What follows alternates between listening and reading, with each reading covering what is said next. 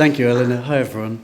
I really like the structure of this because what I can do now is to thread one person's story through this great sweep of history that has so brilliantly been laid out before us already this evening. The part of history that I want to speak into is that which has just been beautifully laid out by Stephen, which is Malta during World War II. And for that purpose, I'd like to introduce you to this man. This is David Hill, Captain David Hill at this point, of the Royal Artillery. This is the most inspirational figure in my life. And I wrote Everyone Brave is Forgiven because of conversations I'd had with this man. He was very funny. When he talked about the Second World War, it wasn't to tell us horror stories about it when we were young people growing up. For example, of his first parachute jump, he said, in the back of the plane we were all very scared, but then the sergeant major cheered us up by saying, well, never mind, lads, if your parachutes don't open, you can just take them back to the packing shed. That was a typical war story from my granddad. Later, I began to have serious conversations with him about the war, of which the most extraordinary part was in Malta for him. This is the woman he was engaged to. This is Mary West, my maternal grandmother. She had been engaged to someone before my grandfather. He was killed by a bomb at the beginning of the Blitz, right at the very start. Next to her, in a cinema, about the size of this room. And she woke up in hospital, having lost a lot of blood, and she discovered two things in quick succession. The first was that the man she'd been engaged to be married to had been killed. The second thing she discovered was that the man she'd been engaged to be married to had already been married, which was news to her. He was a bigamist, and people weren't planning to die. And so they'd left all of these loose ends, and all of these secrets were revealed. My grandmother decided very quickly to get on with her life, and she said in her own words, to marry the next man with a pulse who crosses my path. And if she referred to that bomb in the cinema ever afterwards as a near miss. The person she met was my grandfather. They had met only 8 times before my grandfather learned that he was going to be deployed to the front. He did not know yet where to. But all he knew it was going to happen the next day, so he asked her if she would like to marry him, and she gave him a very frosty look, apparently, made him sweat and think about it for a little while, and then said, "Oh, David, what a simply marvellous idea. Thank you very much, I should love to." And that's it, they were engaged, but they didn't see each other again for 3.5 years. So my grandfather was put onto a troop ship, destined, as it turned out, for Malta. They communicated by letter. Here are 1,000 pages of letters written between my grandparents during the war. These are the things that I read and made me fascinated by the conditions on Malta, about which I had known very little before I embarked on the project. A lot of the letters are telegrams like this. And then later, as it became less and less possible to send telegrams as the siege really bit, they're these things, air letters. They were allowed 1 per person per week, and they would fold and fold and fold. And, these, you've all seen these letters that they would write one way, and then they would write the other way, so you could get 4 sides of writing onto 1 sheet of paper. And this is what they looked like. This is how they communicated. And this is how I know everything that I know about what they went through during the siege. Stephen's already beautifully explained the strategic importance of Malta during the Second World War, so I'll skip this and move straight to the point where my grandfather arrives. He's been very seasick during the crossing. He wrote in January 1941, when he was just sailing through the Atlantic, he'd just recovered from horrible seasickness, and for the first time he'd regained the will to live, and had decided to have a bath on this troop ship. And he wrote to her, "How nice it is to lie in a bath and to have the water sluice around one without any encouragement. Nearly everything is damnable until you get used to it, and then it's quite pleasant." That was my grandfather's attitude to life in general, and it very nearly became the title of the novel, if only the jackets of books were wide enough. Nearly everything is damnable until you get used to it. And that was him. Then he arrives in Malta to a misty view, somewhat like this, and he writes to my grandmother, "I've seen the things that everyone sees when they travel south, in the way of dolphins, flying fish and sharks. And it's no use trying to be blasé about it all, because I've been thrilled. It was a grand moment today when we sighted Malta, a hazy, improbable outline in the mist that gradually became clearer until we could see delightful beaches and cliffs and the hills behind. Once it became clear, it was just like a Technicolor film. And this evening, to see lights on the land, bobbing up and down on the water, is totally unreal and very refreshing. Oh, and speaking of refreshment, would it be too cruel, darling, to tell you how we sat and ate oranges, with the sweet juice trickling down our faces? It's rather hard that you'll probably read this with the March wind whistling through the cracking in the floor of your room, but that's how things are. I'm seeing the world and enjoying it, but I'm thinking all the time how much more marvellous it would be if only we were seeing it together." That's my grandfather. Then they arrived, and my grandfather was put in charge of the unit. He was in Royal Artillery. They had one main job, which was to defend Grand Harbour from attack by air, so that the convoys, which was so hard fought through to Malta, which Stephen has brilliantly described, could be patched up and could set out to sea again.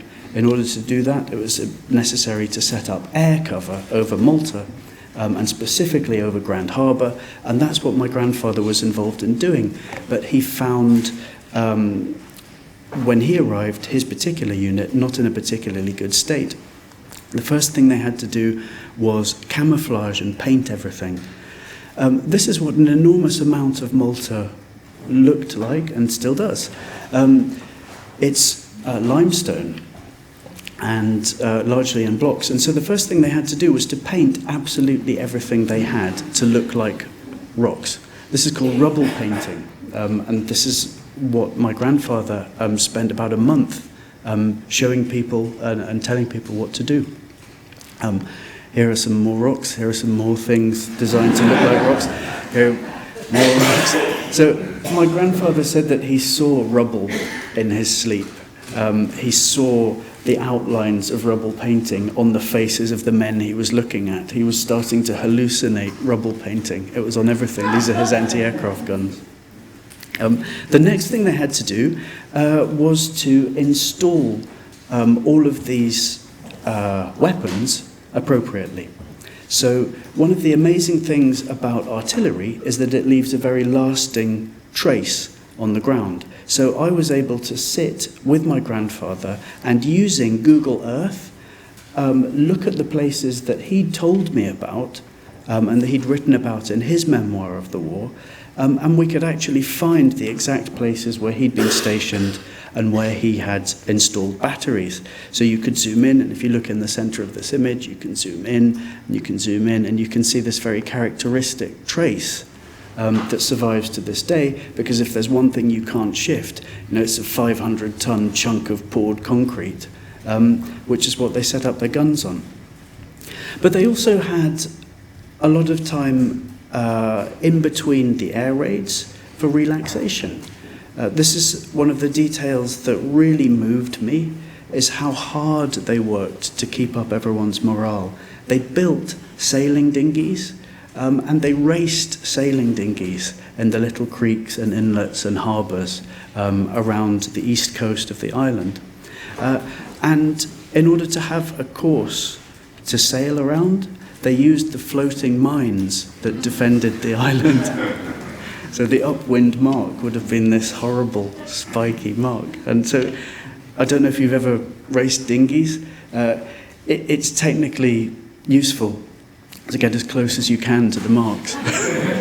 But obviously it added another element to the sport.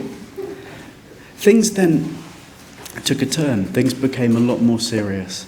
And Stephen's already talked a lot about how desperate the bombing was. This is Valletta in really quite early stages of the bombing. It got flatter than this.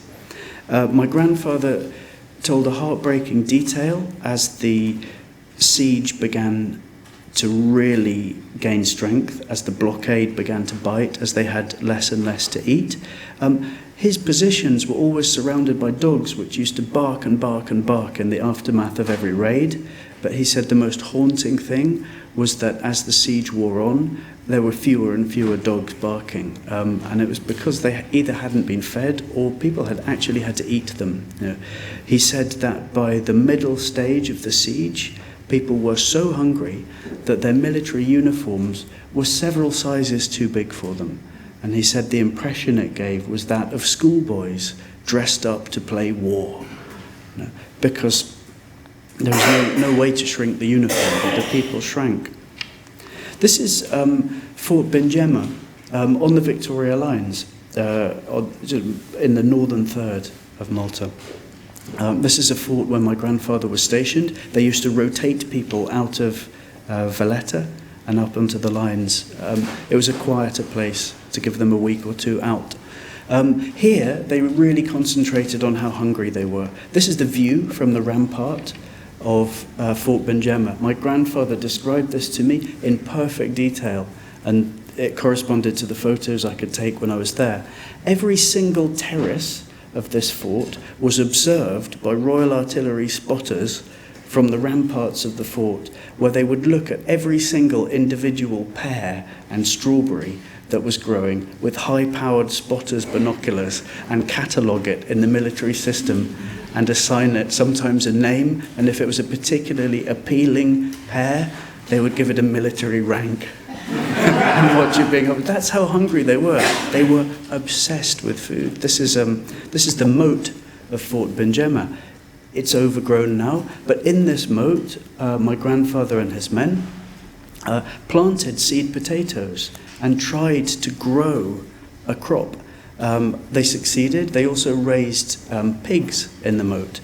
When those were ready, they didn't just snaffle them themselves as the garrison of that fort. They put them into the collective ration of the island, and a lot of you will be familiar with these victory kitchens, where that food was put into a communal ration and made into soups and stews and distributed in these long queues that formed. Most of the work that my grandfather was doing was defending Grand Harbour. Here it is. He was also involved in hosting naval officers who had come off the convoys, having suffered extraordinary trauma because the attrition rate on the convoys was so unbelievably high, and people just stepped off these unbelievably damaged ships onto solid ground, and at that point fell apart, right? Having been rock solid through the whole convoy, the transition to safety was almost unbearable for some of them. And so there was a huge psychological component to what the land-based garrison could do for the Navy when they arrived on these convoys. I'm going to finish by telling you how my grandfather got off Malta, because he left before the end of the siege, and he left because of this man who, in this photo, looks enormous. He's Randolph Churchill, the son of the Prime Minister. He was an extraordinary man. He had big shoes to fill, and in many ways was given an impossible role in life. It's a tough act to live up to. But he did his best, and he fancied himself as a bit of a commando, and he was given carte blanche, really, to set up commando units during the war, which he did. This is him. He was sent to Malta, with his commando suit fitting him, as my grandfather said, like a grocer's bag around a single onion. This was a group of people who had been starving for a very long time, and into that group Randolph Churchill was parachuted, and my grandfather was assigned to look after him, and he was given the following order: David, this is Randolph, look after him, and for God's sake, please make sure that nothing happens. Which is a delightfully ambiguous order, I think you'll agree. It wasn't entirely clear whose side Randolph was to be defended from. He wasn't very popular amongst the troops, who were all emaciated by this stage, and Randolph took to bathing quite extravagantly in front of them in a well-fed state, which wasn't very popular. And yet, what he was doing on the island was extraordinary. He was recruiting for fledgling units that would later become the SAS, and he was offering everyone on the island the following deal: I can get you off this island, I can get you out of this siege, if you'll sign up for these informal units that I'm creating in the desert. And having helped Randolph Churchill to shop that deal around the island for a few weeks, my grandfather thought it would be churlish not to take the deal himself. And so this is him ending up in one of these informal units in the North African desert, preparing forces for the invasion of Sicily. I think the best place to finish talking about my grandfather's story is to talk about the people who weren't as lucky as him. In Malta, you can visit some of the many military cemeteries, and they are haunting and they're moving, as all of these places are, but there's one peculiarity of the cemeteries on Malta. Now, I went around looking for the graves of my grandfather's friends who didn't make it, and it is very moving to see their names inscribed in stone.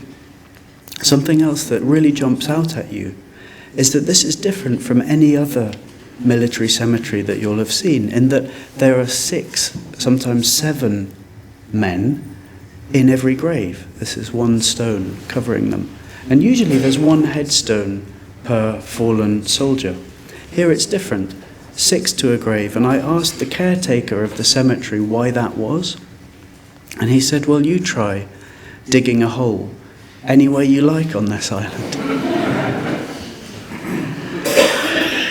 And it's true. It's 4 or 5 inches of topsoil above this hard yellow limestone. And that's really, I think, when the sadness of what had happened really came through to me in a different way, because the idea of being so hungry and so exhausted and so beaten down, and your tools being so blunt that you couldn't dig one hole for each of your fallen and dearly loved friends, is extremely sad. And it made me realise that when they gave the George Cross to Malta, it was because what they had been through, what the garrison had been through, what the convoys who had supplied relief to the garrison had been through, what the Maltese had been through, was extraordinary. And I think it's still very underappreciated and very little known in its brutal detail, what the island went through. It certainly changed the way I saw that part of the war, and I hope that you've found it interesting to see one person's journey into that siege and out of it again. Thank you.